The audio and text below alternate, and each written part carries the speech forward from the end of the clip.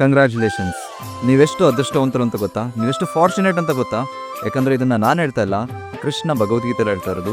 ಬಹುನಾಂ ಜನ್ಮನಾಮಂತೆ ಜ್ಞಾನವಾನ್ ಮಾಂ ಪ್ರಪದ್ಯತೆ ವಸುದೈವ ಸರ್ವಮಿತಿ ಸಾ ಮಹಾತ್ಮ ಸುದುರ್ಲಭ ಅಂತ. ಹಾಗಂದ್ರೆ ಎಷ್ಟೋ ಜನ್ಮಗಳ ಆದಮೇಲೆ ಒಬ್ಬರಿಗೆ ಭಕ್ತಿ ಬರತ್ತಂತೆ.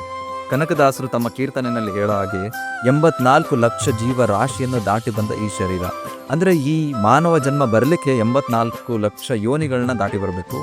ಆ ಯೋನಿಗಳನ್ನ ದಾಟಿ ಬಂದಮೇಲೆ ಭಗವಂತ ಹೇಳ್ತಿರೋದಲ್ಲಿ ಬಹುನಾಂ ಜನ್ಮನಾಮಂತೆ, ಅಂದರೆ ಎಷ್ಟೋ ಮನುಷ್ಯನ ಜನ್ಮ ಕಳೆದ್ಮೇಲೆ ಈ ಭಕ್ತಿ ಅನ್ನೋದು ಬರೋದು. ಅಂದರೆ ನೀವು ಎಷ್ಟು ಅದೃಷ್ಟವಂತರಾಗಿದ್ದೀರಾ ಅಂತ ಥಿಂಕ್ ಮಾಡಿ. ಮತ್ತೆ ಭಗವಂತ ಇನ್ನೊಂದು ಕಡೆ ಹೇಳ್ತಾನೆ ಮನುಷ್ಯನಾಂ ಸಹಸ್ರೇಶು ಅಂತ, ಅಂದರೆ ಎಷ್ಟೋ ಸಾವಿರಾರು ಜನರಲ್ಲಿ ಒಬ್ಬನಿಗೆ ಮಾತ್ರ ಭಕ್ತಿ ಅನ್ನೋದು ಬರುತ್ತಂತೆ.